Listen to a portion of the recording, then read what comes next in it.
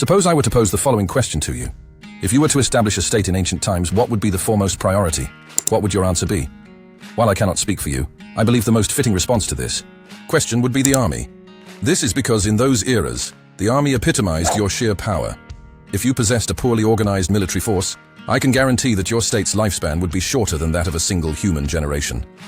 So what was the Ottoman army like? In one word, flawless. The Ottoman army, from the provincial forces to the household troops, and from the Timariot cavalry to the recruited Janissaries, operated like a perfectly synchronized machine. Allow me to briefly explain all the military units of the Ottomans. You can find the sources I consulted in the description section below. Finally, if you watch the videos I will release after this one, covering the 4 mysterious organizations, provincial administration, palace organization, Janissaries and the Talali revolts, you will have no lingering questions. So let us begin.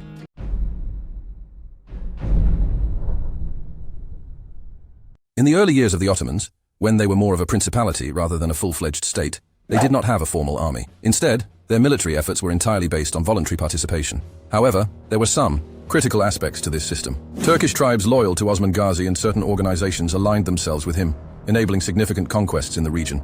According to historical sources, the 4 prominent organizations that played a role during this period were as follows. Gaziana Rum, composed of warriors eager to conduct holy raids against Christians. Ahyana Rum, established to address the concerns of artisans and tradesmen with roots tracing back to the Seljuk era. Abdallah Rum, founded by devout individuals influenced by the Sufi teachings of Ahmed Yesevi. Bachiana Rum, a unique organization formed by Turkish women who wished to participate in military campaigns. The primary motivation for these organizations and other Turkish leaders to fight alongside Osman Bey was the desire to engage in plunder and acquire spoils of war. The wealth and resources obtained from these raids and conquests had such a profound impact that it attracted Turks from neighboring principalities to join the Ottoman cause. This growing influx of participants significantly contributed to the expansion and consolidation of Ottoman power in its formative years. Infantry and light cavalry troops. Following the conquest of Bursa in 1326, the Ottomans began to recognize the need for a permanent and organized military force. To address this issue, the state officials, upon the recommendation of Bursa's judge, Chandralı Kara Halil Pasha, decided to implement the Haşr and Kasr system, a legacy inherited from the Seljuks. Initially, these troops were organized as 1,000 infantry and 1,000 light cavalry. Over time, their numbers expanded. They were granted land grants and, during peacetime, they sustained themselves through farming. As a result, they were largely exempt from taxes. However, with the establishment of the Recruit Training Corps, these units gradually fell into the background. By the 15th and 16th centuries, they were relegated to auxiliary roles. Their duties included clearing roads for the army, repairing bridges, and maintaining infrastructure. Failure to report for duty during wartime without a valid excuse was considered a severe offense. Those who failed to appear would have their ears cut off as punishment, and repeat offenders faced execution. This underscores the gravity of avoiding military service in the Ottoman Empire. The infantry and light cavalry organization was eventually abolished in 1591, as it had largely lost its original purpose and functionality. The Azap organization was initially established to meet the need for light archer units. The imam of the region, or a kathuda appointed by the central authority, would visit villages or regions and call for the recruitment of Turkish origin boys. Young men willing to join the military were selected by officials, and their families were compensated upon their enrollment into the organization. Unlike the Janissaries, the Azaps were not centralized. Instead, they were distributed across various regions and units, similar to the light cavalry or Timariot cavalry. Some Azaps were granted land grants and exempted from taxes. They were also occasionally assigned to garrison duties in fortresses. Over time, the Azaps, who began as light archer units, evolved into frontline troops in the central army, often bearing the brunt of initial assaults. During battles, they would spread out to the left and right, creating openings for artillery fire from behind. While many military units in the Ottoman Empire gradually deteriorated over time, the Azaps remarkably maintained their discipline and structure for an extended period. However, following the abolition of the Janissary Corps in 1826, the Azap units were also disbanded. Timariot cavalrymen, or Timali Sipahi. To understand the Timali Sipahis, it is first necessary to comprehend the Timar system in the Ottoman Empire. As the borders of the Ottoman Empire expanded, unowned and valuable lands emerged in Anatolia and Rumelia. The state divided these lands into 3 categories: Haz, Ziyamet, and Timar, and allocated them to specific individuals to strengthen central authority. The areas where Timar or Ziyamet lands were located were called Timar regions. These regions could be as large as a village or a town. The state appointed Timarli Sipahis to these areas to ensure local governance and security. Timarli Sipahis were not chosen randomly. They were selected from among the Azebs, Akunchas, Yayas, and Muselems, who demonstrated valor in battle. Under normal circumstances, civilians were prohibited from becoming Timarli Sipahis. But volunteer soldiers who showed exceptional success in wars could also become Timarli Sipahis. A Timarli Sipahi, in return for the income generated from the lands allocated to him, undertook the following responsibilities. Training Sebalus, trained soldiers. He was required to train at least one Sebelu, depending on his income. Ensuring the security of the region and collecting taxes. Covering his own salary and the expenses of his soldiers from the taxes. Sending the remaining tax revenue to the treasury. Thanks to this system, the Ottoman Empire was able to control provincial regions without spending from the central treasury and gradually increase the number of soldiers. Shebelus were usually composed of slaves captured or purchased by the Sipahis in wars. Additionally, individuals from economically disadvantaged regions could also be chosen as Sebelus. During the reign of Fatih Sultan Mehmed, the rules for training Sebelus were made more systematic and recorded. Before a Sipahi went to war, he was inspected by the Bey to whom he was subordinate, and the number of Kebelus he brought was recorded. If he could not train the required number of Sebelus, he had to pay a tax called Bedel-i Sebelu. Over time, there was a significant increase in the number of Sebelus, with records showing 374,000 in Anatolia and 127,000 in Rumelia. However, as the Timar system deteriorated, this order gradually weakened. One of the major factors in the collapse of the Timar system was corruption and favoritism. Beylebeys and Sanjak Beys began selecting Sipahi candidates based on bribes rather than merit. The appointment of inexperienced and unqualified individuals as Timarli Sipahis weakened the army's combat strength. This corruption gradually weakened the power of the Ottoman army. For example, while the Rumelian Timarli Sipahis could field 40,000 cavalry during the reign of Suleiman the Magnificent, in later years, they could only field 8,000 cavalry. The deterioration in the Timar system also contributed to the growth of the Salali rebellions. Many Sipahis joined the rebels due to economic hardships, completely disrupting the order in the Ottoman countryside. The reforms implemented were not enough to stop this decline. Thus, in 1847, the Timar organization was completely abolished, and the majority of Timarli Sipahis were transferred to other units. Raider cavalry, or Akıncı. Raider cavalry were perhaps one of the most unique military classes in the Ottoman Empire. Composed primarily of Turkoman tribes settled in the frontier regions by the Ottomans, the Akıncılar were deeply rooted in the tradition of raiding. In fact, Osman Bey himself belonged to a raiding tribe under the Seljuks. The state did not provide the raider cavalry with weapons or direct military support, nor was such support expected or accepted. This was because the Akıncı Turkomans had their own strict internal rules, which were inviolable. For example, an ordinary individual who wished to become an Akıncı had to be vouched for by an existing Akıncı member. The primary role of the Akıncılar was to launch sudden ambushes against the enemy, weakening their morale and plundering their economic resources. They sustained themselves through these raids. Additionally, they were skilled linguists and occasionally engaged in espionage activities. Unfortunately, in 1595, due to a grave error by Sinan Pasha, nearly 3/4 of the Akıncı forces were annihilated and they never fully recovered. In 1826, Sultan Mahmud II disbanded the Akıncı organization. If there is interest, I can create a video explaining Sinan Pasha's fatal mistake in detail. Irregular shock cavalry, or madmen. The madmen for this military unit stems from their imposing physical stature and their role as the first to engage the enemy in battle. Although the origins of this organization are unclear, it emerged in Rumelia. Initially, tall Turkish youths were recruited, but over time, the organization began to include young converts to Islam, such as Albanians and Slavs. Recruits to the Deliler underwent rigorous training at the center. After completing their training, they swore an oath never to retreat from battle and were then sent back to their regions. However, as the Ottoman Empire weakened, the Deliler became involved in various rebellions and began to deteriorate. 1826, Sultan Mahmud II disbanded this organization as well. Household Troops, or Kapıkulu Corps. The Household Troops is the general name for the Kapıkulu infantry and cavalry units. The establishment of this corps was based on the advice of Çandarlı Kara Halil Pasha and Karamanlı Molla Rüstem. The historian Aşık Paşazade, who lived during that period, provides the following account regarding its formation. One day, a wise man named Kara Rüstem from the Karaman region arrived. He said to Çandarlı Halil Pasha, "My lord, why do you waste so much of the Khan's wealth?" Halil Pasha replied, "What wealth are you referring to?" Kara Rüstem answered, "The captives you see here, 1/5 of them belong to the Khan. This is the command of God." Halil Pasha presented the matter to Sultan Murad I, who ordered, "Do as God commands." As we see in the historical sources, this is precisely how the household troops came into existence. Listen carefully to the rest of the story, as otherwise, you will not fully understand the logic behind the Janissaries and other household troops.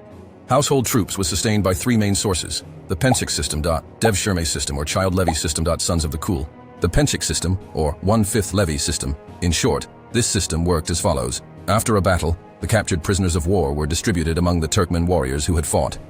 If a Turk captured 5 prisoners, he was required to donate one of them to the state. Additionally, he had to pay a tax of 25 akçe per prisoner. Although the Devşirme system is more famous today, the Pençik system was actually the primary method through which the Ottomans met their military manpower needs. The Devşirme system This system involved state officials collecting healthy and young boys from non-Muslim families in Rumelia in exchange for payment and sending them to the recruit training corps. The devshirme system is a highly complex and often misunderstood topic, so I will cover it in greater detail in my video on the Janissaries. For now, I will move on, sons of the Kul.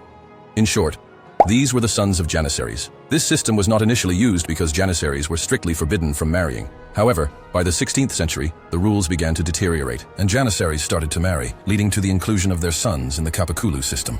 Recruit Training Corps.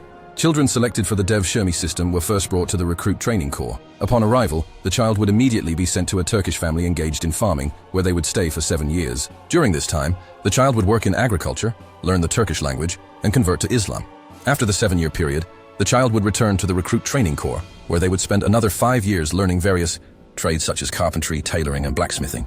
Alongside these vocational skills, they were also trained in archery, swordsmanship, wrestling, and Islamic studies. At the end of these 5 years, the Agha of the Recruit Training Corps, or the Agha of the Janissaries, would decide which corps the recruit would join, based on their skills, abilities, and the needs of the military. The Janissary Corps. Initially composed solely of infantry units, the Janissaries gradually began to challenge the authority of the sultans. To counterbalance this, at the request of Sultan Mehmed the Conqueror, a Sekban division was added to the Janissary Corps. This created internal friction within the organization, making it more difficult for the Janissaries to unite and rebel against the Sultan. During the reign of Sultan Bayezid II, a similar rationale led to the addition of the Agha divisions, which were placed above the Sekbans. In addition to these divisions, the Janissaries were further subdivided into numerous specialized units, such as the Paiks, Solaks, Hasikis, Zaharjis, Turnagis, and Saksonkas. However, if I were to explain all of these in detail, the video could easily stretch to an hour. Therefore, I will cover this topic in a separate video and continue for now. According to Code of Sultan Mehmed the Conqueror, the Agha of the Janissaries held the highest rank among all Aghas and was responsible for nearly the entirety of the Kapıkulu infantry. He represented the absolute authority of the Sultan. Indeed, any Sultan who wished to remain on the throne had to ensure that the head of the Janissaries, the backbone of the central military forces, remained loyal to him. Otherwise, the Ottoman Empire witnessed numerous bloody incidents as a result. The East Agha of the Janissaries was personally appointed by the Sultan. This individual was sometimes chosen from the Sekban organization within the Janissary Corps or from the Kapıkulu cavalry units, typically someone close to the Sultan. Contrary to popular belief, while the Agha of the Janissaries was seen as someone who could potentially incite rebellion in the Ottoman Empire, the person who truly needed to be feared was not the Agha himself, but his deputy, the deputy of the Janissaries. The Sultan, the Grand Vizier, and even the Agha of the Janissaries were wary of him. This was because, while the Agha was directly appointed by the Sultan, the deputy of the Janissaries was always chosen from within the Janissary Corps. Thus, he served as a bridge between the Janissaries and the palace. If the deputy of the Janissaries was not satisfied, even the Agha of the Janissaries could lose his life during a rebellion. A prime example of this is the rebellion during the reign of young Osman, where Hasan Halif, the Agha of the Janissaries, who tried to stop the Janissaries, was beheaded, and his head was kicked around like a ball. A Janissary soldier was bound by strict rules. He was required to obey his commander, be devout, avoid ostentation, never marry, and refrain from engaging in trade. The reason for these rules was to ensure that his sole profession was soldiering, and that he remained fully dedicated to his duties. If a Janissary violated these laws or acted out of line, the punishment was initially administered by his unit commander. However, if the offense was severe and irreparable, the decision would be made by the Agha Divana, a council of high-ranking Janissary officers. This system of discipline was applicable across all Ottoman military organizations. Punishments typically ranged from expulsion from the corps to physical beatings, but for grave offenses, the death penalty was invariably imposed. Although the Janissaries played a crucial role in the growth and expansion of the Ottoman Empire, they began to deteriorate and become increasingly disobedient starting in the 16th century. During the reign of Murad III, the Sultan's decision to no longer lead military campaigns in person weakened their authority. Additionally, widespread corruption within the organization led to unjust appointments and a decline in military effectiveness. As a result, the Janissaries became an army that no longer contributed meaningfully to battles, often retreating at the slightest sign of trouble. Over time, the prohibition on marriage was also violated, and every Janissary began to have his own household. Thus, the Janissary Corps transformed into a force that only visited the barracks to collect their salaries, refused to participate in wars, and constantly incited rebellions. By 1826, during the reign of Mahmud II, patience had run out. In a single night, the Janissary barracks were bombed, and the entire Janissary Corps was eradicated. Armory Corps, or Sebeti Ochar. The Sebeti Ochar was essentially an institution responsible for the production of various types of armor and weapons. It supplied not only the Janissaries, but also many other military organizations within the Ottoman Empire with armor and weaponry. Soldiers who graduated from the Recruit Training Corps and demonstrated skill in craftsmanship were assigned to the Sebeti Ochar, where they would work until retirement. If there was a shortage of armor or weapons in the Janissary Corps, the Agha of the Janissaries would send a written notice to the Agha of the Armory Corps, specifying what needed to be produced. In 1826, the Armory Corps was abolished alongside the Janissary Corps, but it was later re-established under a different name. Mining Corps, or Lamju Oja. The Lamcı Ocağı was responsible for one of the most complex techniques in siege warfare, mining. Miners needed to be highly skilled and knowledgeable individuals, capable of constructing tunnels, ensuring proper ventilation, calculating the precise amount of gunpowder required, and expertly preparing and detonating mines. This was a field that demanded exceptional expertise and precision. The miners would dig long, narrow corridors known as kabur. The purpose of making the ceilings low and narrow was to ensure that the explosion would be more powerful and destructive. The Lamcılar played a crucial role in the conquest of Istanbul, as well as in the capture of fortresses such as Belgrade, Rhodes, and Estegom. During the reign of Selim III, the corps was divided into various branches, including fortress, construction, and bridge building. However, starting in the 17th century, the appointment of unqualified individuals to the corps led to its gradual decline. Artillery Corps. Artillery Corps was responsible for either casting cannons or training artillerymen. Recruits entering the corps first underwent a series of tests, after which it was determined whether they would become cannon-casting masters or artillerymen tasked with firing the cannons. Unlike the Janissaries, the artillerymen were not entirely centralized. Only the cannon-casting masters and newly recruited soldiers were stationed in the capital, while the majority of artillerymen were distributed to the provinces or assigned to naval duties on ships. Similarly, the cannons produced in the capital were dispatched to the provinces, where some were used for fortress defense and others mounted on ships. Although Ottoman artillery reached its peak in the 16th century, it gradually fell behind the advancements of Europe, prompting the need for reforms. During the reign of Mustafa III, efforts were made to expand and modernize the artillery corps. To this end, a French officer named Baron de Tott was brought in to initiate modernization efforts. Baron de Tott established an engineering school and founded the rapid-fire artillery corps. Thanks to these reforms, the artillerymen advanced to the point of being able to fire 8 to 10 cannon shots per minute. Unfortunately, these modernization efforts came to a complete halt with the Kabakçı Mustafa rebellion. The Grenadier Corps, or Humberacı Ocağı.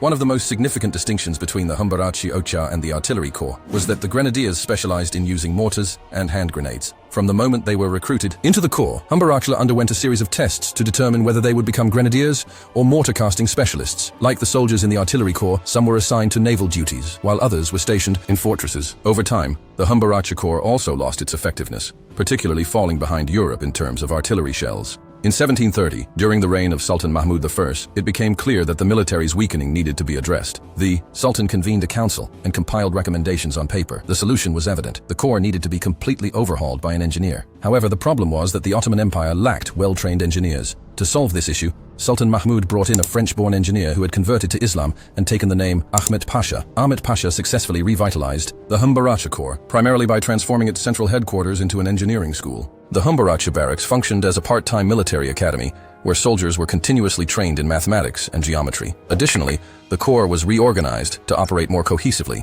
However, over time, during the reign of Abdülhamid I, the corps began to deteriorate once again and gradually lost its effectiveness. In 1826, during the reign of Mahmud II, the Humberacı Ocağı, Topçu Ocağı, and Lamcı Ocağı were merged under a single umbrella organization, known as the Imperial Arsenal Command.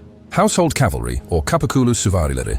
The Kapıkulu Süvarileri was composed of 4 divisions: Sipahiler, Silahtarlar, Ulufeciler, and Garipler. Established during the reign of Murad III on the recommendation of Kara Timurtaş Pasha, this organization operated independently of the household infantry. The emergence of this class was likely driven by the need for a cavalry force directly loyal to the Sultan and stationed at the palace. The number of soldiers in this organization ranged between 5,000 and 7,000. The most significant distinction between the Kapıkulu Süvarileri and the infantry was that only the children of high-ranking officials were initially admitted into this class. Over time, however, soldiers raised in the Birun and Janissaries who demonstrated exceptional bravery were also included in this elite cavalry unit. Sipahi Cavalry. The Sipahiler were the highest-ranking and most privileged unit within the household cavalry class. Unlike the Janissaries, they were not bound by strict rules and were permitted to marry. They did not even have a designated barracks. Instead, they lived in their own homes in the inner neighborhoods close to the palace. Their children received the best education, and without a doubt, they would grow up to become Sipahis like their fathers. This practice was referred to as velidesh. The primary duty of the Sipahiler was to protect the Sultan or the Grand Vizier by standing on their right flank during battles. The leader of the Sipahiler was called the Aga of the Sipahis. The Sipahi Asa held the 4th highest rank in the Ottoman military hierarchy. Promotions from this position could lead to roles such as the Aga of the Janissaries, Beylerbey,